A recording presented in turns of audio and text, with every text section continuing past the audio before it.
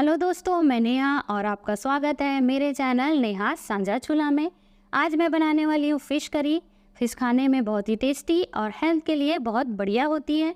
तो चलिए बनाना शुरू करते हैं। फ़िश करी बनाने के लिए मैंने लिया है 1 किलो रोहू फ़िश। आप इसकी जगह कतला या जो भी फ़िश खाना पसंद करते हैं उसे ले सकते हैं। सबसे पहले फ़िश को हम अच्छे से धोकर साफ़ कर लेंगे। फ़िश को मैं यहाँ पे नमक से धोकर साफ़ कर रही हूँ। नमक से फ़िश को साफ़ करने से इसमें जो स्मेल होती है और इसमें जो चिकनाहट होती है वो निकल जाती है। यहाँ पे फ़िश को मैंने अच्छे से धोकर साफ़ कर लिया है। अब इसमें कुछ पिसे हुए मसाले डाल देंगे। 1 चम्मच नमक, 1 छोटा चम्मच हल्दी पाउडर, 1 छोटा चम्मच लाल मिर्च पाउडर और आधा चम्मच धनिया पाउडर। अब मसालों को फ़िश के साथ अच्छे से मिलाकर इसे 15 से 20 मिनट मैरिनेट करने के लिए रख देंगे। जब तक फ़िश मैरिनेट हो रही है तब तक हम करी की तैयारी कर लेते हैं। करी बनाने के लिए हमें चाहिए 1.5 इंच अदरक, 1 लहसुन की पूरी गांठ छीली हुई, 1 प्याज। इसे हम मिक्सर ग्राइंडर में डालकर इसका पेस्ट बना लेंगे। अब इसी मिक्सर ग्राइंडर में हम 3 बड़े साइज़ के टमाटर लेकर इसका भी पेस्ट बना लेंगे। यहाँ पे टमाटर भी पीस के हो गए हैं। अब एक कढ़ाई में तेल गरम कर ले। यहाँ मैं फ़िश को सरसों तेल में फ्राई कर रही हूँ।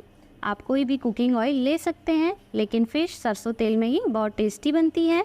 तेल को अच्छे से धुआं निकलते तक गरम कर लें। तेल जैसे ही गरम हो जाए गैस की आंच को कम कर लें और इसमें अब हम फ़िश डाल देंगे।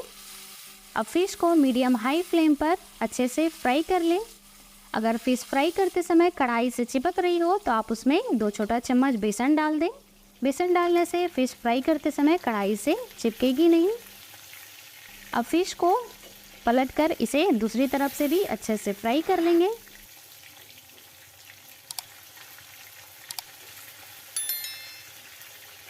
यहाँ पे आप देख सकते हैं फ़िश अच्छे से फ्राई हो गई है।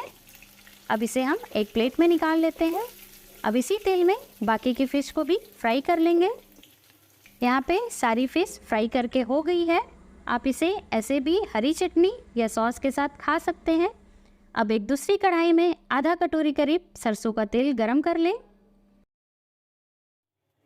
तेल जब गरम हो जाए इसमें 2 तेज़पत्ता, थोड़ी सी राई, 1 चम्मच जीरा और 2 कटी हुई हरी मिर्च डाल दें।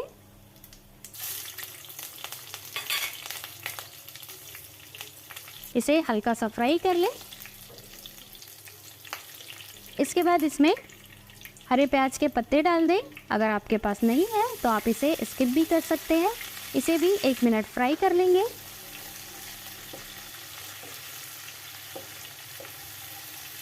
और अब इसमें हम डालेंगे पिसा हुआ अदरक, लहसुन और प्याज का पेस्ट। अब इसे अच्छे से मिलाकर 2 मिनट धीमी आंच पर ढककर पका लेंगे। 2 मिनट बाद आप देख सकते हैं अदरक, लहसुन और प्याज पक गए हैं। अब इसमें पिसे हुए टमाटर डाल देंगे और साथ ही में आधा चम्मच नमक और थोड़ी सी कस्तूरी मेथी। कस्तूरी मेथी आप फ़िश करी में ज़रूर डालें, इससे फ़िश करी का जो टेस्ट है वो बहुत बढ़िया आता है। अब इन सबको अच्छे से मिलाकर इसे धीमी आंच पर 3 से 4 मिनट ढककर पका लेंगे।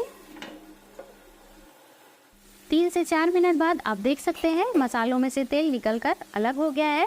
मसाले अच्छे से पक गए हैं।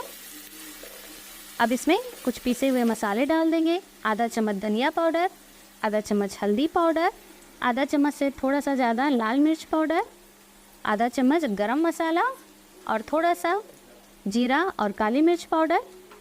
मसाले इसमें थोड़े कम ही डालें क्योंकि फ़िश को मैरिनेट करते समय हमने उसमें भी मसाले डाले हुए हैं। अब इन सब को मीडियम हाई फ्लेम पर 1 मिनट अच्छे से भून लें।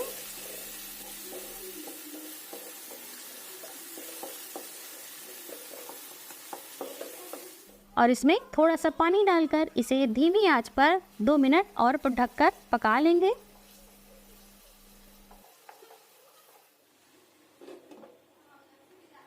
दो मिनट बाद आप देख सकते हैं सारे मसाले अच्छे से पक गए हैं। अब इसमें मैं 1.5 गिलास या लगभग 300 ml पानी डाल रही हूँ। आप अपने हिसाब से ग्रेवी कम या ज़्यादा कर सकते हैं। अब इसे अच्छे से मिला लें और मीडियम फ्लेम पर 4 से 5 मिनट ढककर पका लें। 4 से 5 मिनट बाद आप देख सकते हैं हमारी ग्रेवी बनकर तैयार है। अब इसमें हम फ्राई की हुई फिश डाल देंगे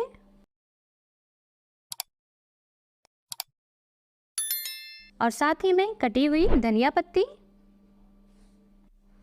अब इसे ढककर धीमी आंच पर 1 मिनट और पका लें। तो लीजिए हमारी फिश करी बनकर तैयार है। आप देख सकते हैं ये कितनी बढ़िया लग रही है और इसकी ग्रेवी भी कितनी अच्छी बनी है। अब इसे हम एक बाउल में निकाल लेते हैं। तो लीजिए हमारी फ़िश करी बनकर तैयार है। आपको आज की फ़िश करी की रेसिपी ज़रूर पसंद आई होगी। अगर आपको रेसिपी अच्छी लगी तो वीडियो को लाइक और चैनल को सब्सक्राइब करें।